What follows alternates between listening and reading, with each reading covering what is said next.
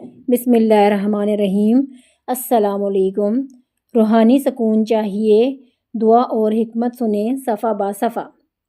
رسالہ عبقری، جنوری سن 2026، صفحہ number 39۔ Normal delivery, یا باسطو یا فتاحو یا کریمو کا وظیفہ گھر والے مسلسل 3 دن پڑھیں، انشاءاللہ آپریشن سے بچ جائیں گے، ڈیلیوری نارمل ہوگی۔ سلسلہ وار آبیتی جنات کا پیدائشی دوست، قسط نمبر 193۔ علامہ لاہوتی پر اسراری، ایک ایسے شخص کی سچی آبیتی جو پیدائش سے اب تک اولیاء جنات کی سرپرستی میں ہے۔ اس کے دن رات جنات کے ساتھ گزر رہے ہیں۔ قائرین کے اصرار پر سچے حیرت انگیز دلچسپ انکشافات قسط وار شائع ہو رہے ہیں، لیکن اس پراسرار دنیا کو سمجھنے کے لیے بڑا حوصلہ اور علم چاہیے۔ ایک صاحب مجھ سے پوچھنے لگے، کیا جنات کے ہاں ادب، شعر و شاعری، نزاکت، لطافت، ادبیانہ مزاج ہوتا ہے؟ میں نے کہا ضرور ہوتا ہے، بہت زیادہ ہوتا ہے، اور ہم سے زیادہ ہوتا ہے، کیونکہ وہ ایک لطیف اور حساس مخلوق ہے۔ بلکہ گزشتہ ادوار میں جنات کی شعر و شاعری کے واقعات تاریخ کی کتب میں بہت ملتے ہیں، لیکن میرے ساتھ تو اس کے واقعات بہت زیادہ ہوئے۔ کچھ واقعات سناتا ہوں۔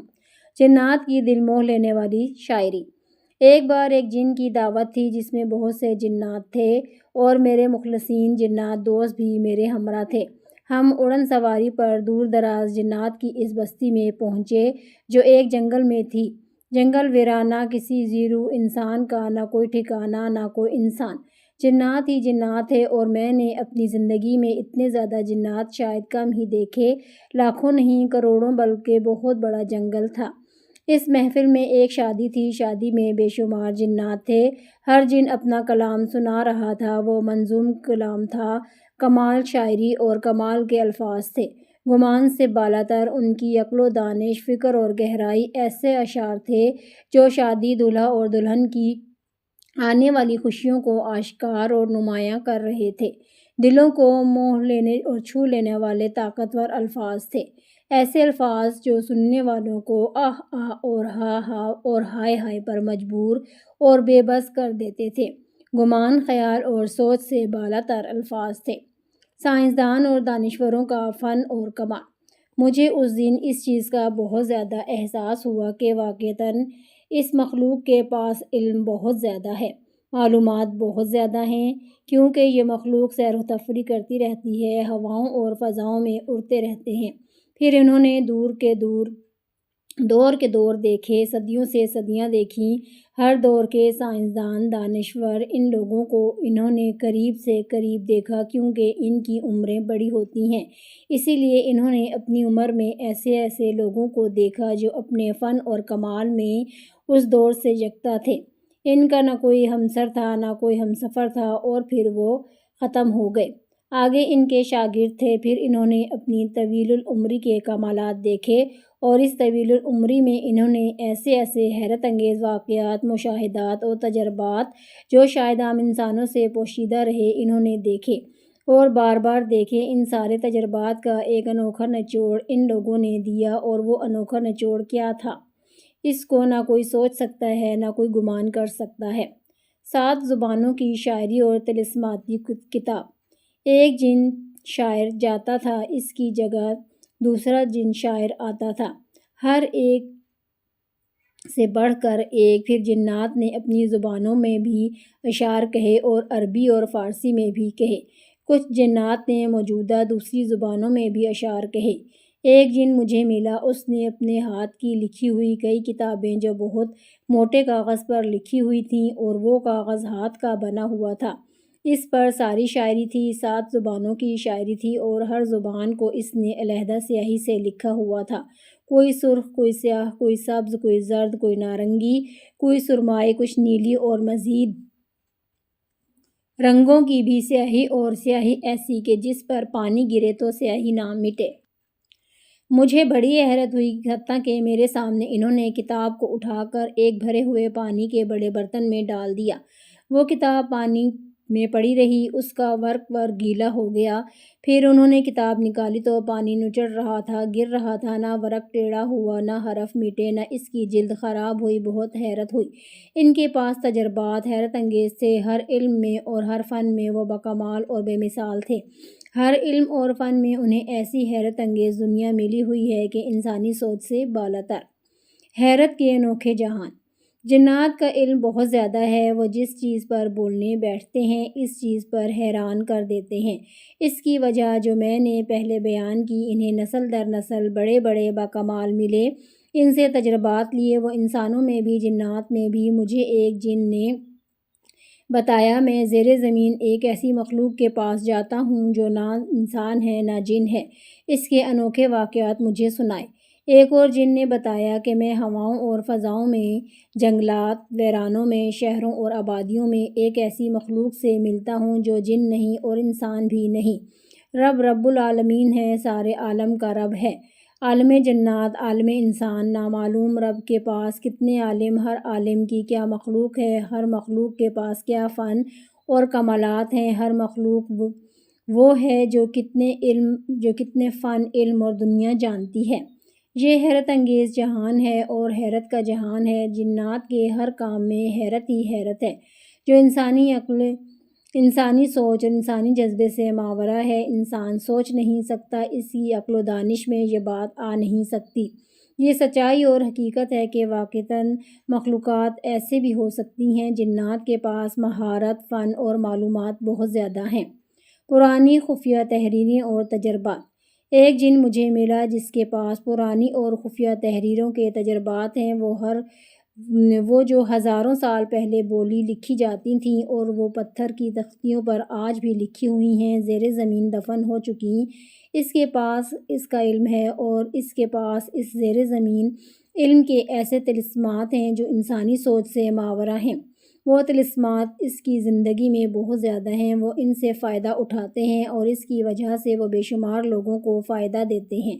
ایک جن نے بتایا جو اس کے پاس ایسے خفیہ علوم ہیں جو اگر بتا دوں اور کوئی صرف پتھر کی چٹان پر لکھ لے تو پتھر کی چٹان موم بن جائے اور پتھر کی چٹان میں غاریں بن جائیں، ان غاروں کے اندر جو مخلوق رہ رہی ہے وہ مخلوق نظر آنا شروع ہو جائے۔ میں نے کہا مجھے ضرور دکھائیں۔ ہم اڑن سواری پر بیٹھے اور ایسے پہاڑ جو بالکل خشک تھے، بہت اونچے اونچے تھے، وہاں پہنچے۔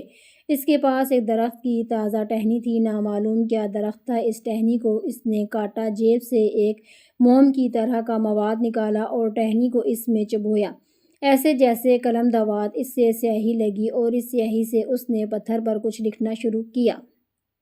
حیرت انگیز انوکھا منظر۔ وہ اسی طرح قلم دوات کی طرح لکھتا چلا گیا، حروف لکھنے کے بعد پھر اسی قلم سے ایک بہت بڑا دروازہ بنایا۔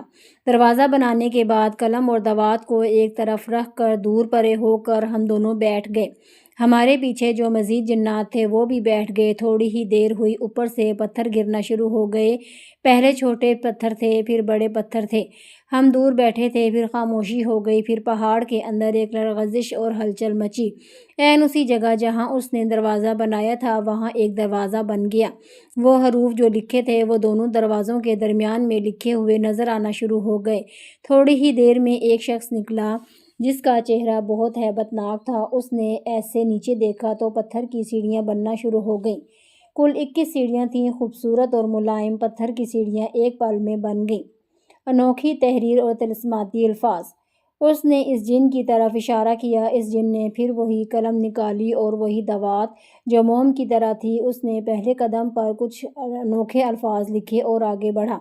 پھر ہم بھی اس کے پیچھے تھے، پھر دوسرے قدم پر اس سے جدا الفاظ لکھے۔ اس طرح ہر قدم پر وہ لفظ لکھتا جاتا تھا اور آگے بڑھتا جاتا تھا۔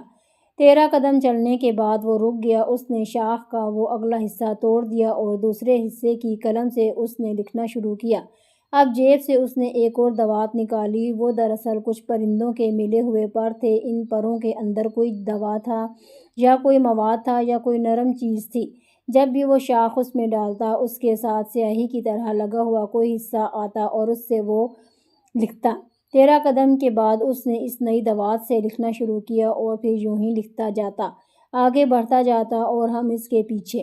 جب 21ویں قدم پر پہنچا تو اس نے وہ دوات سے نہیں لکھا بلکہ کچھ پڑھا، اور پڑھنے کے بعد اس نے اپنی شہادت کی انگلی منہ میں ڈالی، اس لعاب سے کچھ لکھنا شروع کر دیا۔ لعاب جہاں جہاں وہ لگاتا، انگلی پھیرتا، وہاں حروف ابھرتے، اور وہ انوکھی کوئی تحریر تھی جو عقل و سمجھ سے بالاتر تھی۔ وہ لکھتے رہے اور یہاں سب سے زیادہ تحریر لکھی۔ غار کے اندر اندھیرا ہی اندھیرا تھا، کچھ نظر نہیں آ رہا تھا۔ بہت دیر تک لکھتے لکھتے وہ تمام حروف جمع ہوئے اور اٹھے، غار کے دروازے پر آئے۔ ان کے آتے ہی روشنی کا ایک خوبصورت ہالہ بنا۔ قیمتی پتھروں سے بنی غاریں۔ اب ہم ان کے ساتھ آگے بڑھے۔ وہ حروف آگے تھے اور ان سے روشنی نکل رہی تھی۔ روشنی اتنی تیز تھی کہ سارا غار جگمگ ہو گیا۔ اس کے ایک ایک کونے، فرش، چھت، دائیں بائیں سب کچھ نظر آنا شروع ہو گیا، اور ایسا حیرت انگیز منظر تھا، مجھے احساس ہو رہا تھا کہ یہ کوئی اور قسم کے پتھر ہیں۔ لیکن آگے جا کر اس غار کے 7 حصے ہو گئے اور 7 غاریں سامنے آئیں۔ اسی جن نے بتایا ان میں ہر غار ایک قیمتی پتھر، ایک ہیرے کی، ایک لال، ایک جواہر کی، ایک زمرد کی، ایک یاقوت کی، ایک مرجان کی، ایک نیلم کی، اسی طرح غار قیمتی پتھروں سے بنے ہوئے تا حد نظر تھے۔ نظر انسانی کچھ نہیں کر سکتی تھی، انسان اسی میں کھو جاتا۔ وہاں خاموش کھڑا ہو گیا وہ صاحب جنہوں نے آ کر سیڑھیاں بچھائی تھیں۔ وہ آئے اور انہوں نے اس جن کی انگلی پکڑی اور سامنے نیلم کی غار کی طرف چلنے لگے۔ ہم اس غار میں داخل ہوئے، وہ حروف ہمارے آگے تھے۔ دائیں بائیں انوکھی مخلوق تھی، ہر فرد کسی نہ کسی کام میں مشغول تھا، اور ہر فرد کوئی نہ کوئی کام کر رہا تھا۔ کسی نے ہماری طرف توجہ نہیں کی۔ محسوس یہ ہوتا تھا کہ یہاں آنا جانا لگا رہتا ہے اور ہر فرد کو اپنی ذمہ داریوں کی فکر ہے۔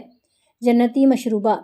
غار تھا کہ ختم ہونے کا نام نہیں لے رہا تھا۔ ہم آگے گئے تو مزید ایک جگہ کھڑے ہوئے جس کے چاروں طرف 7 غاریں تھیں، اور ہر غار حیرت انگیز دنیا سے بنی ہوئی تھی۔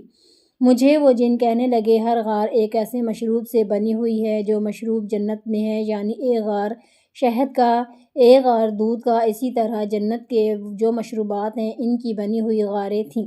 وہ ہمیں دودھ کی غار میں لے کر گئے، نیچے پتھر، دائیں بائیں دودھ ہی دودھ ہر غار سے رس رہا تھا۔ ایک طرف دودھ کی ایک خوبصورت سی نالی بہہ رہی تھی، اس نے ہونٹ لگا کر وہاں سے دودھ پیا، پھر ہم سب نے وہاں سے دودھ پیا۔ ایسا لذیذ، میٹھا اور پرلطف دودھ زندگی میں کبھی نہ پیا۔ عبقری رسالے کے اس حصے کو سننے کا شکریہ۔ مزید روحانی رہنمائی اور آزمودہ وظائف کے لیے ہمارے ساتھ جڑے رہیں۔ اللہ آپ کا حامی و ناصر ہو، آمین۔